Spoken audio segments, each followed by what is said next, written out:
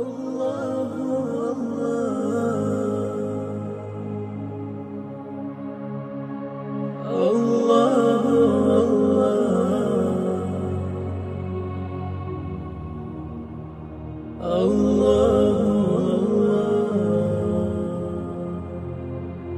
کو ابو الیمان حکم بن نافع نے حدیث بیان کی۔ انہیں اس حدیث کی شعیب نے خبر دی۔ انہوں نے زہری سے یہ حدیث سنی۔ انہیں عبداللہ ابن عتبہ بن مسعود نے خبر دی کہ عبداللہ بن عباس سے ابو سفیان بن حرب نے یہ واقعہ بیان کیا کہ ہرقل شاہ روم نے ان کے پاس قریش کے قافلے میں ایک آدمی بلانے کو بھیجا، اور اس وقت یہ لوگ تجارت کے لیے ملک شام گئے ہوئے تھے، اور یہ وہ زمانہ تھا جب رسول اللہ صلی اللہ علیہ وآلہ وسلم نے قریش اور ابو سفیان سے ایک وقتی عہد کیا ہوا تھا۔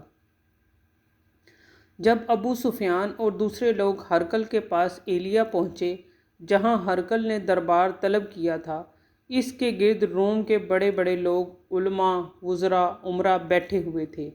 ہرقل نے ان کو اور اپنے ترجمان کو بلوایا، پھر ان سے پوچھا کہ تم میں سے کون شخص مدعی رسالت کا زیادہ قریبی عزیز ہے؟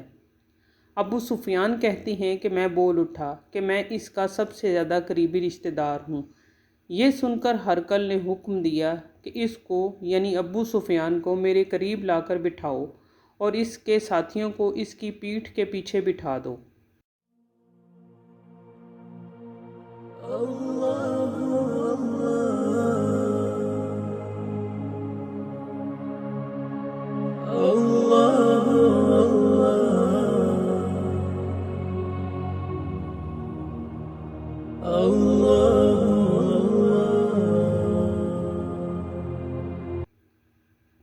پھر اپنے ترجمان سے کہا کہ ان لوگوں سے کہہ دو کہ میں ابو سفیان سے اس شخص کے یعنی محمد صلی اللہ علیہ وآلہ وسلم کے حالات پوچھتا ہوں۔ اگر یہ مجھ سے کسی بات میں جھوٹ بول دے تو تم اس کا جھوٹ ظاہر کر دینا۔ ابو سفیان کا قول ہے کہ اللہ کی قسم اگر مجھے یہ غیرت نہ آتی کہ یہ لوگ مجھ کو جھٹلائیں گے تو میں آپ صلی اللہ علیہ وآلہ وسلم کی نسبت ضرور غلط گوئی سے کام لیتا۔ خیر، پہلی بات جو ہرقل نے مجھ سے پوچھی وہ یہ کہ اس شخص کا خاندان تم لوگوں میں کیسا ہے؟ میں نے کہا وہ تو بڑے اونچے عالی نسب والے ہیں۔ کہنے لگا اس سے پہلے بھی کسی نے تم لوگوں میں ایسی بات کہی تھی؟ میں نے کہا نہیں۔ کہنے لگا اچھا اس کے بڑوں میں کوئی بادشاہ ہوا ہے؟ میں نے کہا نہیں۔ پھر اس نے کہا بڑے لوگوں نے اس کی پیروی اختیار کی ہے یا کمزوروں نے؟ میں نے کہا نہیں، کمزوروں نے۔ پھر کہنے لگا اس کے تابع دار روز بڑھتے جاتے ہیں یا کوئی ساتھی پھر بھی جاتا ہے؟ میں نے کہا نہیں۔ کہنے لگا کیا اپنے اس دعویٰ نبوت سے پہلے کبھی کسی بھی موقع پر اس نے جھوٹ بولا ہے؟ میں نے کہا نہیں۔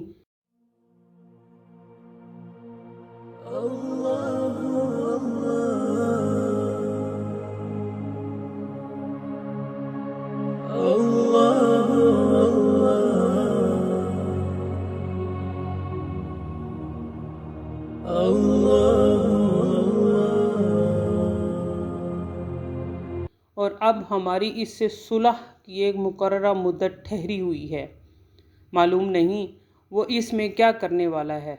ابو سفیان کہتے ہیں میں اس بات کے سوا اور کوئی جھوٹ اس گفتگو میں شامل نہ کر سکا۔ ہرقل نے کہا کہ کیا تمہاری اس سے کبھی لڑائی بھی ہوتی ہے؟ اس نے کہا ہاں۔ بولا پھر تمہاری اور اس کی جنگ کا کیا حال ہوتا ہے؟ میں نے کہا لڑائی ڈول کی طرح ہے، کبھی وہ ہم سے میدان جنگ جیت لیتے ہیں اور کبھی ہم ان سے جیت لیتے ہیں۔ ہرقل نے پوچھا وہ تمہیں کس بات کا حکم دیتا ہے؟ میں نے کہا وہ کہتا ہے کہ صرف ایک اللہ ہی کی عبادت کرو، اس کا کسی کو شریک نہ بناؤ، اور اپنے باپ دادا کی شرک کی باتیں چھوڑ دو، اور ہمیں نماز پڑھنے، سچ بولنے، پرہیزگاری اور صلہ رحمی کا حکم دیتا ہے۔ یہ سب سن کر پھر ہرقل نے اپنے ترجمان سے کہا کہ ابو سفیان سے کہہ دے کہ میں نے تم سے اس کا نسب پوچھا تو تم نے کہا کہ وہ ہم میں عالی نسب ہیں اور پیغمبر اپنی قوم میں عالی نسب ہی بھیجے جایا کرتے ہیں۔ میں نے تم سے پوچھا کہ دعویٰ نبوت کی یہ بات تمہارے اندر اس سے پہلے کسی اور نے بھی کی؟ تو تم نے جواب دیا کہ نہیں۔ تب میں نے اپنے دل میں کہا کہ اگر یہ بات اس سے پہلے کسی نے کہی ہوتی تو میں سمجھتا کہ اس شخص نے بھی اسی بات کی تقلید کی ہے جو پہلے کہی جا چکی ہے۔ میں نے تم سے پوچھا کہ اس کے بڑوں میں کوئی بادشاہ بھی گزرا ہے؟ تم نے کہا کہ نہیں۔ تو میں نے دل میں کہا کہ ان کے بزرگوں میں سے کوئی بادشاہ ہوا ہوگا تو کہہ دوں گا کہ وہ شخص اس بہانہ اپنے آباء و اجداد کی بادشاہت اور اس کا ملک دوبارہ حاصل کرنا چاہتا ہے۔ اور میں نے تم سے پوچھا کہ اس بات کے کہنے یعنی پیغمبری کا دعویٰ کرنے سے پہلے تم نے کبھی اس کو دروغ گوئی کا الزام لگایا ہے؟ تم نے کہا کہ نہیں۔ تو میں نے سمجھ لیا کہ جو شخص آدمیوں کے ساتھ دروغ گوئی سے بچے وہ اللہ کے بارے میں کیسے جھوٹی بات کہہ سکتا ہے۔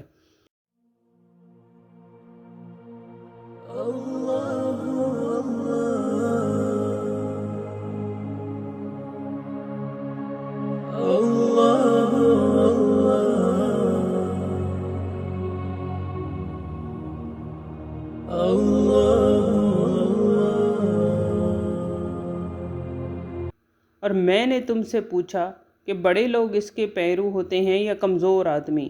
تم نے کہا کمزوروں نے اس کی اتباع کی ہے۔ تو دراصل یہی لوگ پیغمبروں کے متبعین ہوتے ہیں۔ اور میں نے تم سے پوچھا کہ اس کے ساتھی بڑھ رہے ہیں یا کم ہو رہے ہیں؟ تم نے کہا کہ وہ بڑھ رہے ہیں، اور ایمان کی کیفیت یہی ہوتی ہے حتیٰ کہ وہ کامل ہو جاتا ہے۔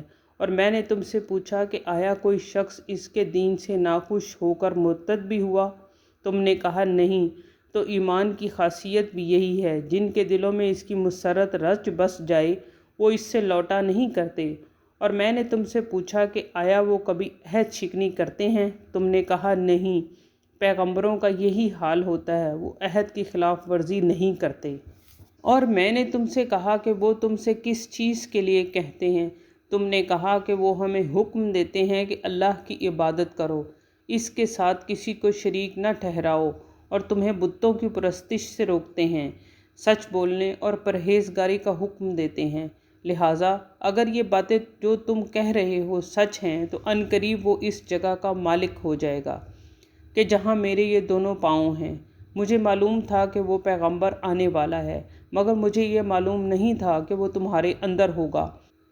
اگر میں جانتا کہ اس تک پہنچ سکوں گا تو اس سے ملنے کے لیے ہر تکلیف گوارا کرتا۔ اگر میں اس کے پاس ہوتا تو اس کے پاؤں دھوتا۔ ہرقل نے رسول اللہ صلی اللہ علیہ وآلہ وسلم کا وہ خط منگایا جو آپ نے وہیہ کلبیہ رضی اللہ عنہا کے ذریعے حاکم بصری کے پاس بھیجا تھا، اور اس نے وہ ہرقل کے پاس بھیج دیا تھا۔ پھر اس کو پڑھا تو اس میں لکھا تھا،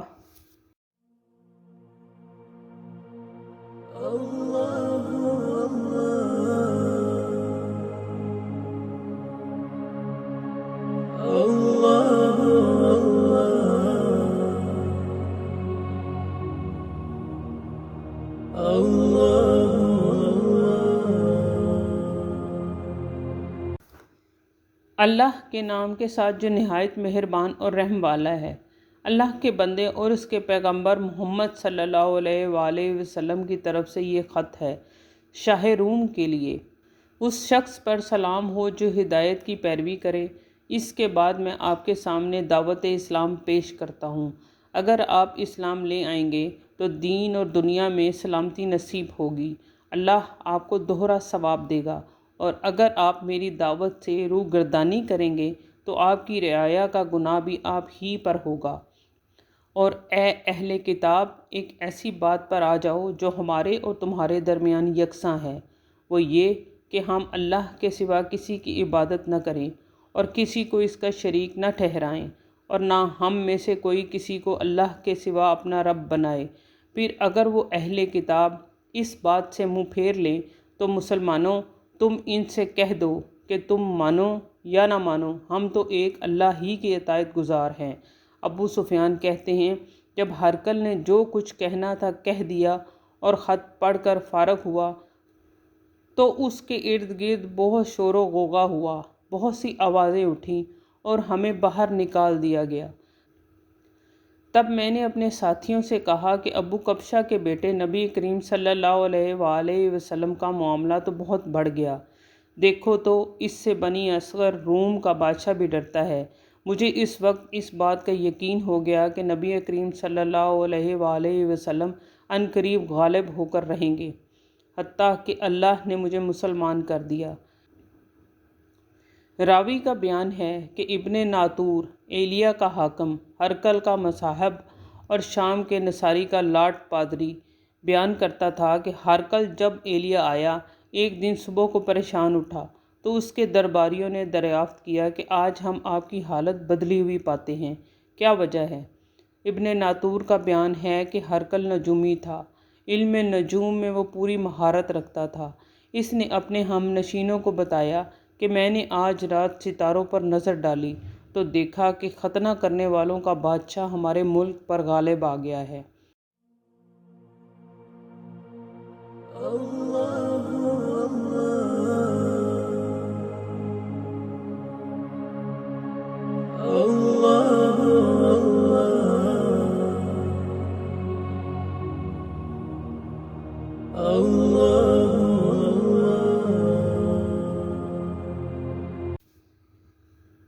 بھلا اس زمانے میں کون لوگ ختنہ کرتے ہیں؟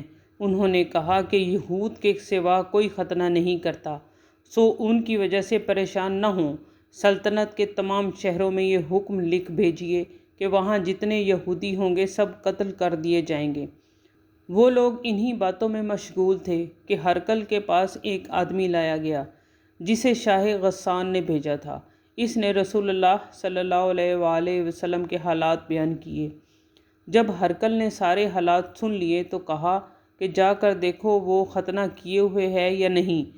انہوں نے اسے دیکھا تو بتایا کہ وہ ختنہ کیا ہوا ہے۔ ہرقل نے جب اس شخص سے عرب کے بارے میں پوچھا تو اس نے بتایا کہ وہ ختنہ کرتے ہیں۔ تب ہرقل نے کہا کہ یہ ہی محمد صلی اللہ علیہ وآلہ وسلم اور اس کی امت کے بادشاہ ہیں جو پیدا ہو چکے ہیں۔ پھر اس نے اپنے ایک دوست کو رومیہ خط لکھا اور وہ بھی علم نجوم میں ہرقل کی طرح ماہر تھا۔ پھر وہاں سے ہرقل حمص چلا گیا۔ ابھی حمص سے نکلا نہیں تھا کہ اس کے دوست کا خط اس کے جواب میں آ گیا۔ اس کی رائے بھی نبی کریم صلی اللہ علیہ وآلہ وسلم کے ظہور کے بارے میں ہرقل کے موافق تھی کہ محمد صلی اللہ علیہ وآلہ وسلم واقعی پیغمبر ہیں۔ اس کے بعد ہرقل نے روم کے بڑے آدمیوں کو اپنے حمص کے محل میں طلب کیا اور اس کے حکم سے محل کے دروازے بند کر لیے گئے۔ پھر وہ اپنے خاص محل سے باہر آیا اور کہا، اے روم والو، کیا ہدایت اور کامیابی میں کچھ حصہ تمہارے لیے بھی ہے؟ اگر تم اپنی سلطنت کی بقا چاہتے ہو تو پھر اس نبی کی بیعت کر لو اور مسلمان ہو جاؤ۔ یہ سننا تھا کہ پھر وہ لوگ وحشی گدھوں کی طرح دروازوں کی طرف دوڑے مگر انہیں بند پایا۔ آخر جب ہرقل نے اس بات سے ان کی یہ نفرت دیکھی اور ان کے ایمان لانے سے مایوس ہو گیا تو کہنے لگا کہ ان لوگوں کو میرے پاس لاؤ۔ جب وہ دوبارہ آئے تو اس نے کہا، میں نے جو بات کہی تھی اس سے تمہاری دینی پختگی کی آزمائش مقصود تھی، سو وہ میں نے دیکھ لی۔ تب یہ بات سن کر وہ سب کے سب اس کے سامنے سجدے میں گر پڑے اور اس سے خوش ہو گئے۔ بالآخر ہرقل کی آخری حالت یہی رہی۔ ابو عبداللہ کہتے ہیں کہ اس حدیث کو صالح بن کیسان، یونس اور معمر نے بھی زہری سے روایت کیا ہے۔